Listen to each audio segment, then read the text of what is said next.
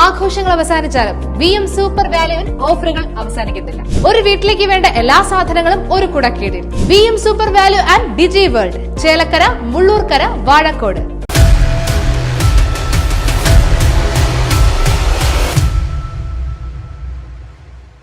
ചേലക്കര ഗ്രാമപഞ്ചായത്ത് പരക്കാട് പ്രദേശത്തെ കുടിവെള്ള പ്രതിസന്ധിക്ക് പരിഹാരം ഗ്രാമപഞ്ചായത്ത് ചെയ്തു വരുന്നുണ്ട് എന്നും ടെൻഡർ നടപടിയിലെ താമസമാണ് ഇപ്പോഴത്തെ പ്രശ്നത്തിന് കാരണമെന്നും വാർഡ് മെമ്പർമാരായ നിത്യ തേലക്കാട്, എല്ലിശ്ശേരി വിശ്വനാഥൻ എന്നിവർ റൈറ്റ് വിഷൻ ന്യൂസിനോട് പറഞ്ഞു.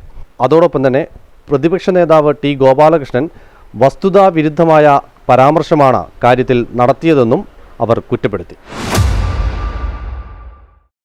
കുടിവെള്ളക്ഷാമവുമായി ബന്ധപ്പെട്ട് വോട്ടുകൾ ബഹിഷ്കരിക്കുമെന്ന് 2 ദിവസം മുൻപ് റൈറ്റ് വിഷൻ ചാനലിലൊരു വാർത്ത കാണുകയുണ്ടായി. 2-ാം വാർഡ് നിവാസികളാണ് ആ വാർത്ത കൊടുത്തിരിക്കുന്നത്. അതുമായി ബന്ധപ്പെട്ട് വിശദീകരണം നൽകുന്നതിന് വേണ്ടിയിട്ടാണ് ഈ ക്യാമറയ്ക്ക് മുന്നിലെത്തിയിരിക്കുന്നത്. കഴിഞ്ഞ വർഷം കുടിവെള്ളക്ഷാമം നേരിട്ട സമയത്ത് പഞ്ചായത്ത് നേരിട്ട് ഇടപെട്ടുകൊണ്ട് ഒന്നിടവിട്ട ദിവസങ്ങളിൽ അവർക്ക് കുടിവെള്ളം എത്തിച്ചു കൊടുത്തിരുന്നു.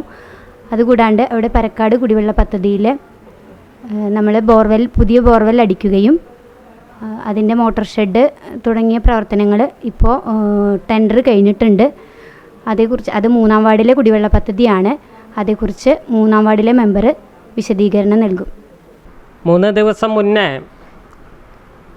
പരക്കാട് കുടിവെള്ള സംഘത്തിൽപ്പെട്ട ഗുണഭോക്താക്കളിൽ ചിലർ ഇത്തവണത്തെ വോട്ട് ബഹിഷ്കരിക്കുന്നതുമായി ബന്ധപ്പെട്ട് പരക്കാട് ഒരു ബാനർ പ്രദർശിപ്പിച്ചതിൻ്റെ അടിസ്ഥാനത്തിലോ അവരുടെ നിലവിലുള്ള കുടിവെള്ള ക്ഷാമത്തെക്കുറിച്ച് റൈറ്റ് വിഷൻ ചാനലിന് നൽകിയ ബൈറ്റിനെക്കുറിച്ചോ വിശദീകരണം നൽകുന്നതിന് വേണ്ടിയല്ല ഞാൻ ഈ സമയം ചെലവഴിക്കുന്നത്. അതിനെ തുടർന്ന് ശ്രീ ഗോപാലകൃഷ്ണൻ മെമ്പർ ഇന്നലെ നടത്തിയ വിശദീകരണത്തിന് വാർഡ് മെമ്പർ എന്ന നിലയ്ക്ക് ഒരു വ്യക്തത വരുത്തേണ്ടത് ബാധ്യതയാണ് എന്നതുകൊണ്ട് ആണ് ഇങ്ങനെ ഒരു വിശദീകരണം നൽകാൻ തയ്യാറായിട്ടുള്ളത്. 2002 പ്രവർത്തനം ആരംഭിച്ച കുടിവെള്ള പദ്ധതിയാണ് പരക്കാട് കുടിവെള്ള പദ്ധതി. കഴിഞ്ഞ ആരംഭഘട്ടം മുതൽ 2-3 വർഷം മുൻപ് വരെ സുഭിക്ഷമായിട്ട് എല്ലാവർക്കും കുടിവെള്ളം ലഭിച്ചു വന്നിരുന്നതാണ്. ആരംഭഘട്ടത്തിൽ 65 കുടുംബങ്ങൾക്കാണ് പദ്ധതി വിഭാവനം ചെയ്ത് നടപ്പിലാക്കിയത് എങ്കിലും തുടർന്ന് വീടുകളുടെ എണ്ണം വർദ്ധിച്ചതിനെ തുടർന്ന് ഇപ്പം 107 കുടുംബങ്ങൾക്കാണ് പദ്ധതി വഴി വെള്ളം നൽകി വരുന്നത്. അതുകൊണ്ട് തന്നെ വേനൽക്കാലമായാൽ വെള്ളത്തിന് ക്ഷാമം അനുഭവപ്പെടുന്നത് ബോധ്യപ്പെട്ട കുടുംബങ്ങൾ എല്ലാവരും ഒത്തുചേർന്ന് കമ്മിറ്റിയുടെ നേതൃത്വത്തിൽ യോഗം ചേർന്ന് 2020 അറിവ്. ഞാൻ ഈ ഭരണസമിതി വരുന്നതിന് മുന്നേ അവർ സ്വന്തമായി കുടുംബങ്ങളിൽ നിന്ന് പൈസ പിരിച്ചെടുത്ത് ഒരു ബോർവെൽ അടിച്ചിട്ടുണ്ടായിരുന്നു. തുടർന്ന് ഈ ഭരണസമിതി വന്നതിന് ശേഷം ഈ വിഷയം ശ്രദ്ധയപ്പെടുത്തിയപ്പോൾ 21-22 സാമ്പത്തിക വർഷം തന്നെ 3-ാം വാർഡിന് അനുവദിക്കപ്പെട്ട പദ്ധതി വിഹിതത്തിൽ നിന്നും 3,50,000 രൂപ ആ പുതുതായി നിർമ്മിച്ച കുഴൽക്കിണറിൽ മോട്ടർ ഇറക്കുന്നതിനും മോട്ടർ ഷെഡ് കെട്ടുന്നതിനും കണക്ഷൻ എടുക്കുന്നതിനും പമ്പിംഗ് മെയിൻ സ്ഥാപിക്കുന്നതിനും വേണ്ടി 3.5 ലക്ഷം രൂപ വകയിരുത്തി. എന്നാൽ ആ കാലത്ത് നടന്ന PWD കാന നിർമ്മാണവുമായി ബന്ധപ്പെട്ട് നിലവിലുണ്ടായിരുന്ന PVC പൈപ്പുകൾ, കുടിവെള്ള സംഘത്തിൻ്റെ ഡിസ്ട്രിബ്യൂഷൻ പൈപ്പുകൾ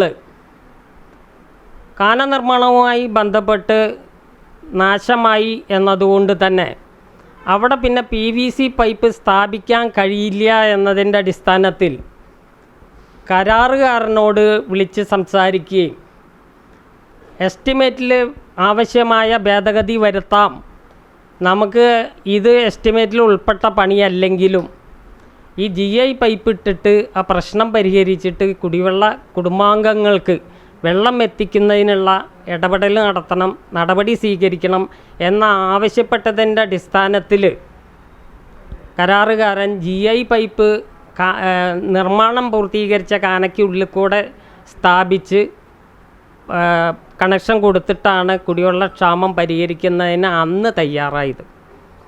ആദ്യക്ക് എടുത്ത എസ്റ്റിമേറ്റ് പ്രകാരമുള്ള പണിയല്ല നടന്നേ എന്നതുകൊണ്ട് തന്നെ എസ്റ്റിമേറ്റിൽ ആവശ്യമായ ഭേദഗതി വരുത്തിക്കൊണ്ട് GI പൈപ്പ് സ്ഥാപിച്ചതും ഉൾപ്പെടെ എസ്റ്റിമേറ്റിൽ ഭേദഗതി വരുത്തിയപ്പോൾ പമ്പിംഗ് മെയിനുള്ള കാശ് കുറവ് വന്നു എന്നതാണ് വാസ്തവം.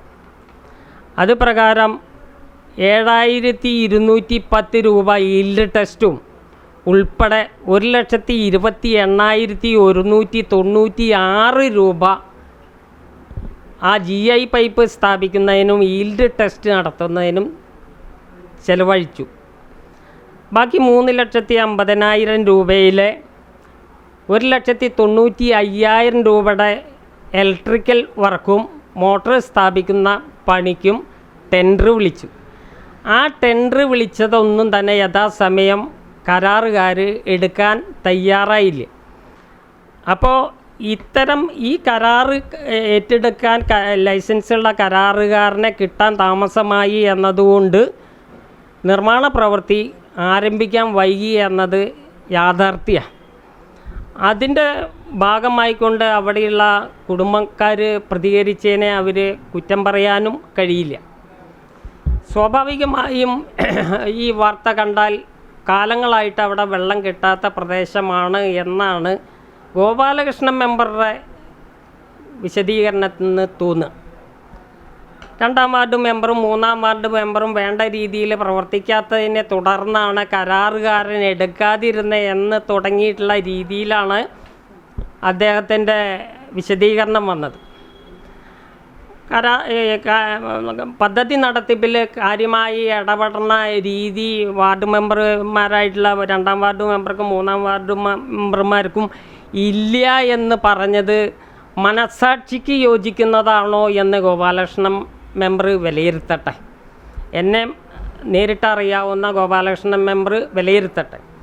അപ്പോൾ ഇതൊക്കെ തന്നെ പഞ്ചായത്ത് ഭരണസമിതിയുടെ ഉത്തരവാദിത്തമാണെന്ന് ഉറച്ചു വിശ്വസിക്കുന്ന ഒരാളാണ് എന്ന നിലയ്ക്ക് യഥാസമയം ബന്ധപ്പെടുന്നതിന് തയ്യാറായിട്ടുണ്ട്. ലൈസൻസുള്ള കരാറുകാരനെ കിട്ടാൻ താമസം വന്നു എന്നതുകൊണ്ടാണ് പണി ആരംഭിക്കാൻ താമസം വന്നിട്ടുള്ളത്. കഴിഞ്ഞ തിങ്കളാഴ്ച ഈ കുടിവെള്ള സംഘത്തിൻ്റെ എക്സിക്യൂട്ടീവ് കമ്മിറ്റി കൂടി അവിടെ നേരിടുന്ന കുടിവെള്ള ക്ഷാമത്തെക്കുറിച്ച് വിശദീകരിക്കുകയും ഒക്കെ ചെയ്തപ്പോൾ അവിടെ വെച്ചിട്ട് തന്നെ ഞാൻ കരാറുകാരനെ വിളിക്കുകയും ബാക്കിയുള്ള പ്രവൃത്തികൾ ഉടൻ നടപ്പിലാക്കണമെന്ന് പറയുകയും ചെയ്തു. അപ്പോൾ അദ്ദേഹം പറഞ്ഞു പെരുന്നാളും വിഷുവും കഴിഞ്ഞാൽ ഉടൻ തുടങ്ങാം എന്ന് പറയുകയും അതിൻ്റെ അടിസ്ഥാനത്തിൽ ഞായറാഴ്ച വന്ന് കരാറുകാരൻ ഈ പണി ഏറ്റെടുത്ത് നടത്തുന്ന ആളെ കൊടുന്ന് സ്ഥലം കാണിച്ചു കൊടുക്കുകയും ചെയ്തതാണ്. വിഷു പ്രമാണിച്ച് 2 ദിവസം പണിക്കാർ പോയിരിക്കുകയാണ് എന്നതുകൊണ്ട് ഉടൻ തുടങ്ങാമെന്ന് പറഞ്ഞു. ഇന്ന് എയിനെയും കൂട്ടിയിട്ട് കരാറുകാരനെയും പണി നടത്തണ കക്ഷീനെയും കൂട്ടി സ്ഥലം പരിശോധിക്കുകയും അവർ നാളെ മുതൽ വർക്ക് ഏറ്റെടുത്ത് നടത്താം എന്ന് പറയുകയും ചെയ്തിട്ടുണ്ട്. അതോടൊപ്പം തന്നെ ഇതിൻ്റെ അടിസ്ഥാനത്തിലല്ല കുടിവെള്ള വിതരണം, ടാങ്കർ വെള്ളം വിതരണം ചെയ്യുന്നത്. എല്ലാ കാലത്തും ആവശ്യമായി വരുന്ന പ്രദേശങ്ങളിൽ കുടിവെള്ളം വിതരണം ചെയ്യാൻ അതാത് കാലത്ത് ടെൻഡർ വിളിക്കാറുള്ളതാണ്. ഈ വാർത്തയുടെ അടിസ്ഥാനത്തിൽ ഇന്നലെ അടിയന്തരമായി കമ്മിറ്റി വിളിച്ചു എന്ന നിലയ്ക്കാണ് ഗോപാലകൃഷ്ണൻ മെമ്പർ കമ്മിറ്റിയിൽ പോലും പങ്കെടുക്കാതെ ഇന്നലെ വിശദീകരണത്തിൽ പറഞ്ഞത്. യഥാർത്ഥത്തിൽ 28/2 ആദ്യക്ക് ഈ കുടിവെള്ള വിതരണത്തിന് ടെൻഡർ വിളിക്കണത്. 28/2/2024 ടെൻഡർ ക്ഷണിക്കുകയും 7-ാം തീയതി വരെ 7/3/2024 വരെ അവസാന ദിവസം വെച്ചിട്ടാണ് ടെൻഡർ വിളിച്ചിരുന്നത്.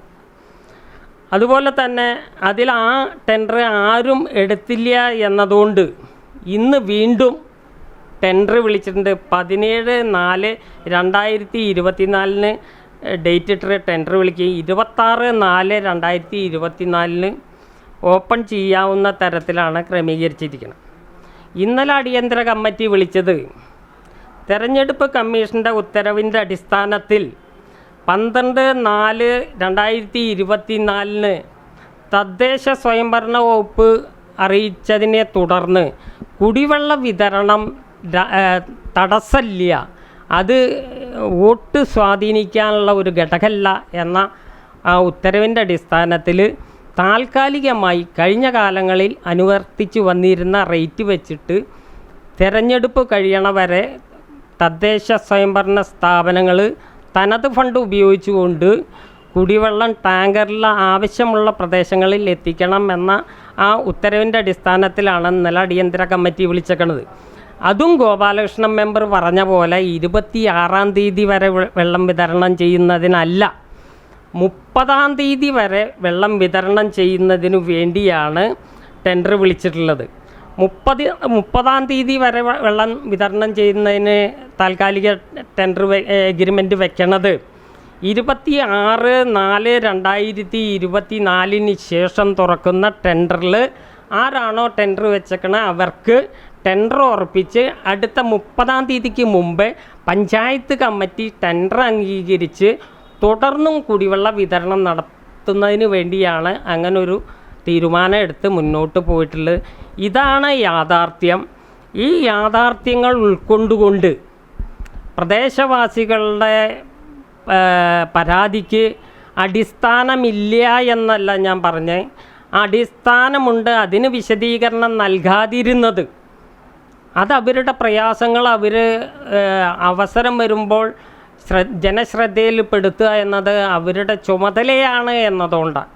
വീണ്ടും അത് ഒരു രാഷ്ട്രീയ ലക്ഷ്യത്തോടു കൂടി ഈ തെരഞ്ഞെടുപ്പിൽ മത്സരിക്കുന്ന മന്ത്രി കെ രാധാകൃഷ്ണനെതിരെ തിരിക്കാൻ ശ്രമിക്കുന്ന ഗോപാലകൃഷ്ണൻ മെമ്പറുടെ വിശദീകരണം കണ്ടപ്പോൾ ഇതിലൊരു വിശദീകരണം നൽകേണ്ടത് ആവശ്യമാണെന്ന് തോന്നി. അതോടൊപ്പം തന്നെ വോട്ട് ചെയ്യുക എന്നത് ഏതൊരു പൗരൻ്റെയും അവകാശമാണ്. ആ അവകാശം യഥാവിധി ഉപയോഗിക്കുവാൻ പ്രദേശവാസികൾ തയ്യാറാകണമെന്നും ഈ 9 ദിവസം കഴിഞ്ഞാൽ വോട്ട് കഴിഞ്ഞാലും ആ പ്രദേശത്തെ വാർഡ് മെമ്പർ എന്ന നിലയ്ക്ക് ഈ പ്രദേശവാസികളുടെ ഗുണകരമായ ഏത് പ്രവർത്തനങ്ങൾക്കും നിങ്ങളോടൊപ്പം ഉണ്ടാകുമെന്നാണ് എനിക്ക് പറയാനുള്ളത്. ഇന്നു മുതൽ കുടിവെള്ളം വിതരണം ചെയ്യുന്നതിന് എഗ്രിമെൻറ്റ് ഇന്നലെ എഗ്രിമെൻറ്റ് കമ്മിറ്റി തീരുമാനത്തിൻ്റെ അടിസ്ഥാനത്തിൽ എഗ്രിമെൻറ്റ് വെച്ചിട്ടുള്ള ആ സ്ഥാനത്താണ് ഗോപാലകൃഷ്ണൻ മെമ്പർ പറയണത് നാളെ മുതൽ കുടിവെള്ള വിതരണം നടപ്പാക്കിയില്ലെങ്കിൽ ശക്തമായ പ്രതിഷേധവുമായി ഞങ്ങൾ ഇറങ്ങും എന്ന്. എന്തടിസ്ഥാനമാണ് ഈ പറയുന്നതിനൊക്കെ ആധാരം എന്ന് മനസ്സിലാക്കണേ ഇല്ല. കാരണം ഇന്ന് മുതൽ കുടിവെള്ള വിതരണം നടപ്പാക്കാൻ തീരുമാനിച്ചിരിക്കുക. പരക്കാട് മാത്രമല്ല, പഞ്ചായത്തിലെ വിവിധ പ്രദേശങ്ങളിൽ കുടിവെള്ള ക്ഷാമം രൂക്ഷമായി അനുഭവപ്പെടുന്ന പ്രദേശങ്ങളിൽ ടാങ്കർ ലോറിയിൽ വെള്ളം എത്തിക്കുന്നതിനും ഒരു ദിവസം 42,000 ലിറ്റർ വെള്ളം എത്തിക്കുന്നതിനും എഗ്രിമെൻ്റ് വെച്ചിട്ടുണ്ട്. ഇന്ന് തന്നെ അതിൻ്റെ പ്രവർത്തനം ആരംഭിച്ചിട്ടുണ്ട്. ഇതാണ് ഈ കാര്യത്തെക്കുറിച്ച് പറയാനുള്ളത്. ഞാൻ നേരത്തെ പറഞ്ഞ പോലെ തന്നെ വോട്ട് ചെയ്യുക എന്നത് ഓരോ പൗരൻ്റെയും അവകാശത്തിൽപ്പെട്ടതാണ്. അത് യഥാവിധി ഉപയോഗിക്കുവാൻ എല്ലാവരും തയ്യാറാകണമെന്നാണ് വിനീതമായി അഭ്യർത്ഥിക്കുവാനുള്ളത്. തുടർന്നും എല്ലാവിധ കാര്യങ്ങളിലും ജനങ്ങളോടൊപ്പം വാർഡ് മെമ്പർ എന്ന നിലയ്ക്ക് 3-ാം വാർഡ് മെമ്പറും 2-ാം വാർഡ് മെമ്പറും ഉണ്ടാകും എന്നും കൂടി നിങ്ങളെ അറിയിക്കുകയാണ്.